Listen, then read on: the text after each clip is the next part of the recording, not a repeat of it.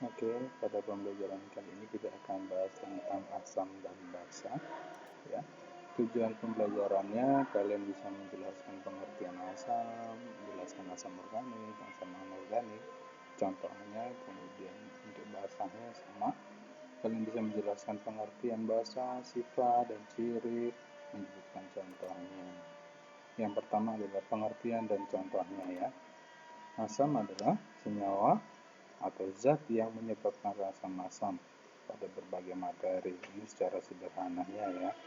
Nanti jika kalian di SMA, kalian akan lebih kompleks lagi pengertiannya. Ya, cirinya yang pertama ya menimbulkan rasa asam ya. Tapi tidak semuanya harus kalian cicipi karena beberapanya berbahaya ya, kecuali kalau dalam makanan, buah kita bisa. Tapi yang lainnya jangan dicicip karena tidak semuanya bisa. Kemudian dapat menimbulkan korosif, korosif itu bisa merusak ya. Dan yang ketiga itu ini ada indikator kalau kita bisa mencari atau mengukur bahwa suatu larutan itu cair atau bersifat asam atau basa, itu menggunakan lakmus. Nah, kalau di lakmus dicelupkan di larutan asam, maka dia akan berubah dari biru menjadi merah.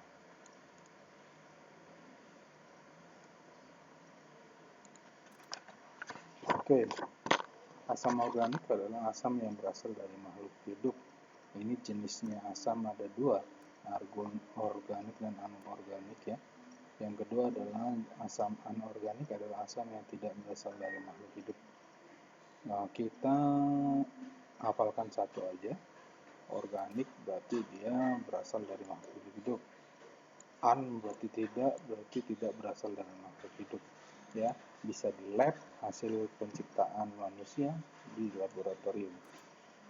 Ini contohnya asam sitrat, ini asam dari buah lemon, asam moleat, apel dan pil, askorbat itu pada buah dan sayur ya.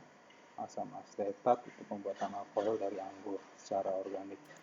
Kalau anorganik ini asam sulfat ya, asam klorida, asam nitrat, asam fosfat, ini semua adalah hasil dari penggabungan beberapa unsur kemudian menghasilkan ini, dihasilkan di laboratorium.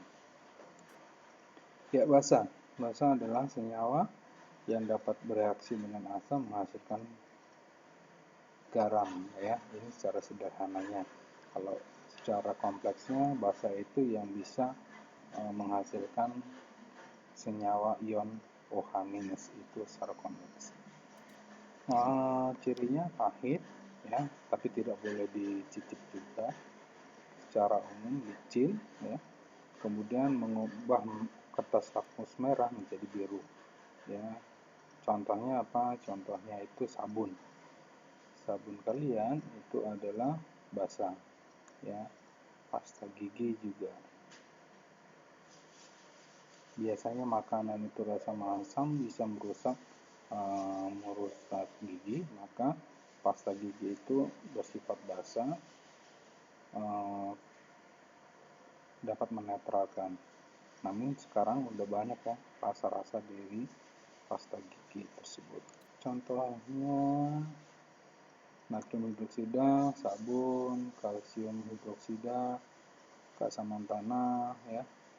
Ini yang suka sakit emah ya, lambungnya sakit karena asam lambungnya ya, asam kloridanya tinggi, dia meminum aluminium hidroksida ya, obat pil yang dikunyah.